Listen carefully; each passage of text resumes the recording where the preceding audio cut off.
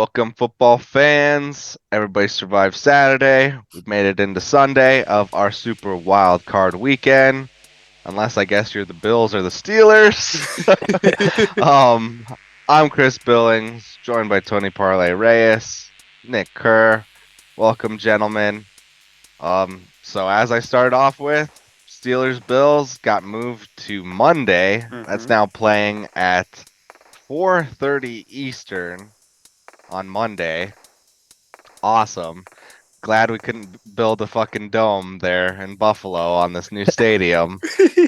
So we're starting out with Packers and Cowboys. Sorry, Tony. Dallas favored by 7 points.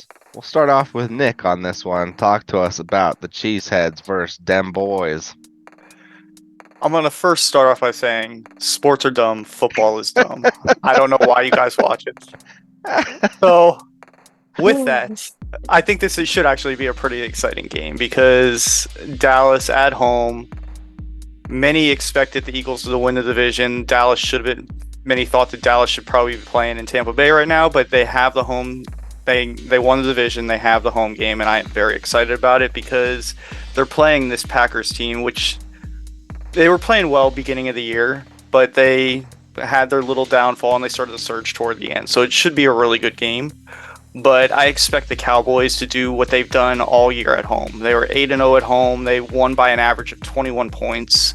So I think with this 7-point line, that's pretty good. This could end in a push, but I think that the Cowboys end up winning this game by at least 10 points. All right. Final score. I'm going 31-17 Cowboys. Damn. All right. Offensive game.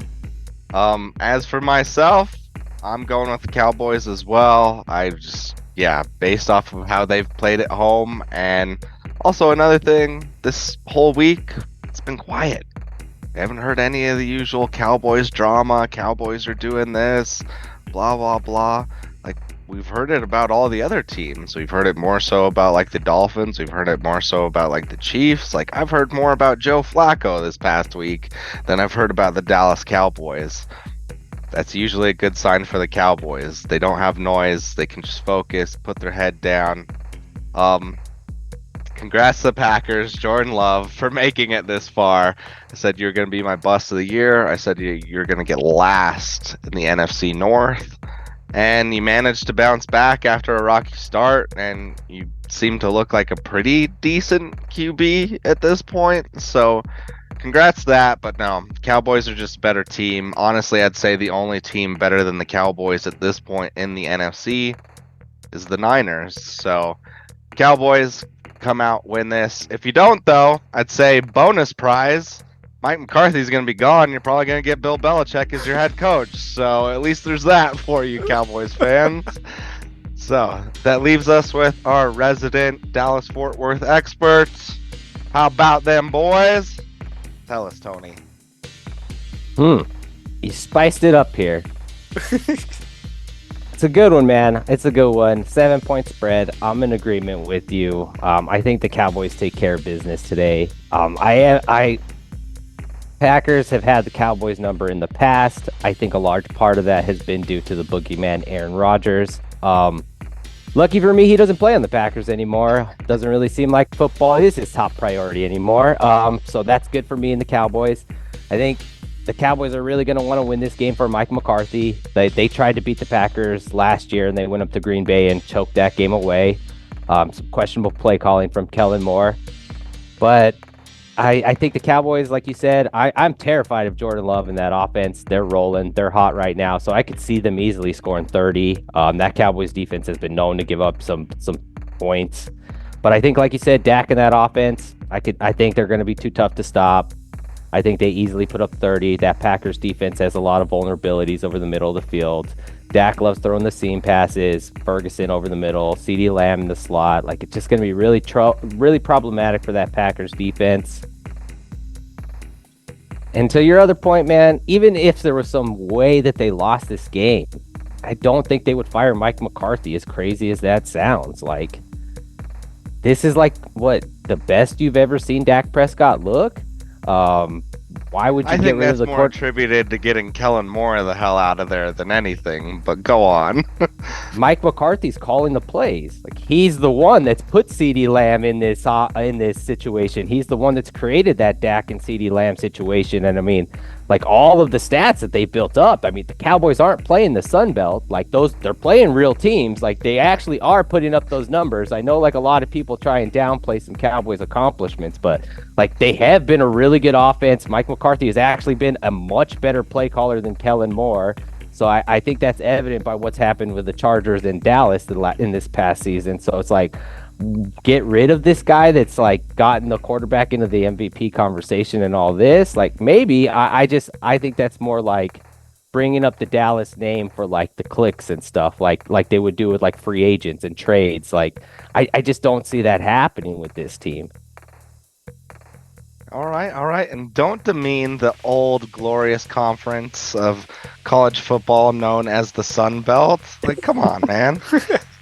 Excuse me. In terms of my score, I forgot to give it to you. I'm going with 24-16. How about yourself, Tony? 31-21. All right. Big win there. Right. Yeah, I give Tony grief about the coaching search. It probably is just that they're throwing Cowboys' name out there to generate some other interest. I just like prodding this guy. So that sounded bad as well. Next up, Rams versus Lions.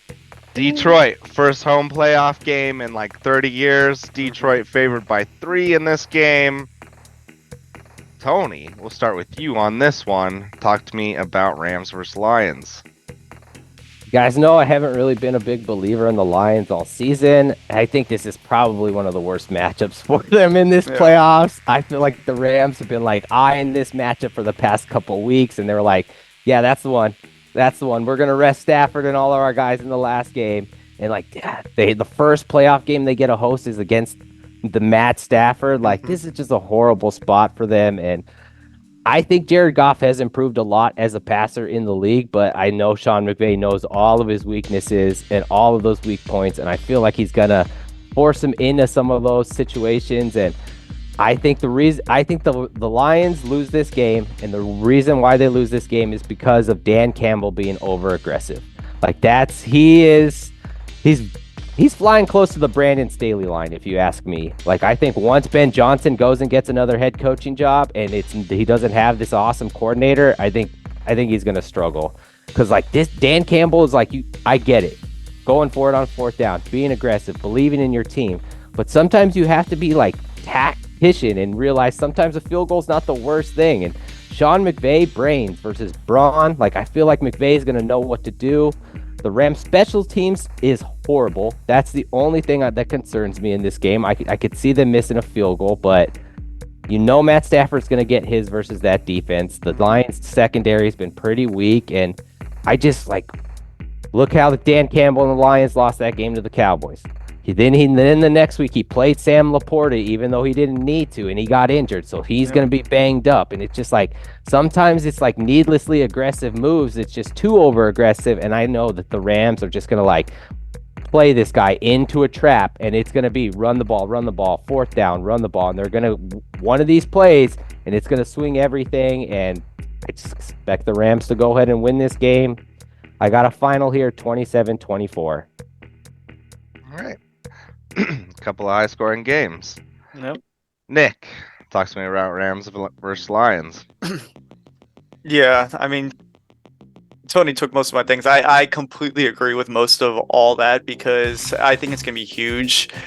Detroit finally getting that home playoff game, something Matthew Stafford could never do. Now Matthew Stafford coming in there, I think he's just going to mess that up. I think with, like you just said, the Sam Laporta injury, that's going to be huge for them because now the Rams could just sit back and double St. Brown every time Goff drops back.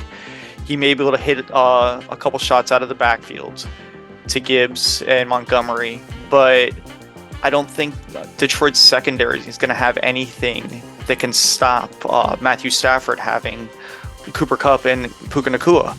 So I think that this game's going to end up being some kind of a shootout.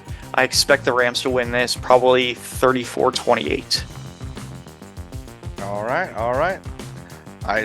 Yep, Tony. We'll just blame you, stealing everyone's takes. I blame you, Chris. You let Tony go first on this one. True. Blame the host.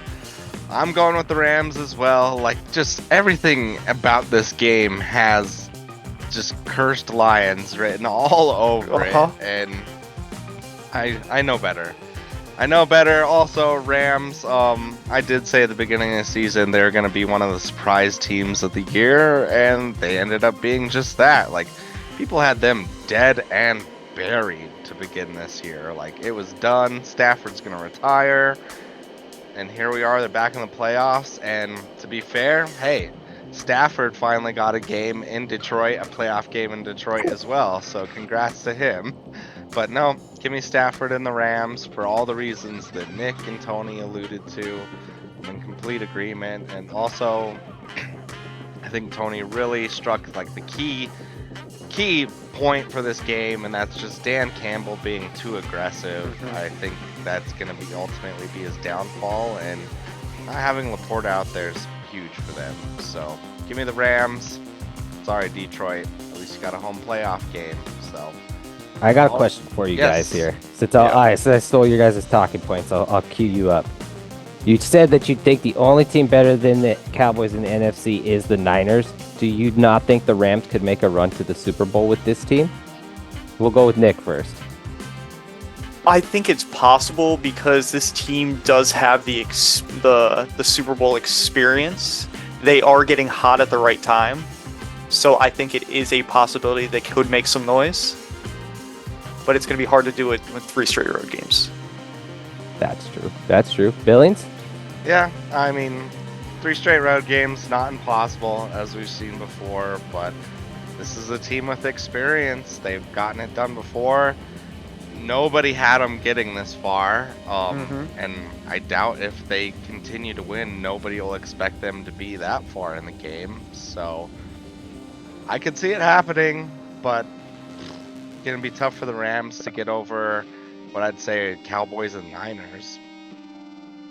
Yeah, I know what you guys are saying. 3 straight road games is tough. That's a good point, Nick. I think the Rams are a real problem for one game though. Like for what the Lions have right now, I think that's really a nightmare situation for one game. Yeah, it's the perfect opponent for them.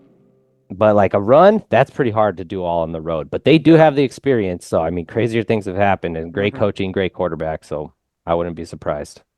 Yeah, agreed. All right. So that's the Sunday game. So we'll have our Monday episode come out tomorrow, where you have finally the Steelers going to the Bills, and then you have the Eagles going to the Buccaneers. Never know. Could be some Tuesday games. Could be being played in Detroit.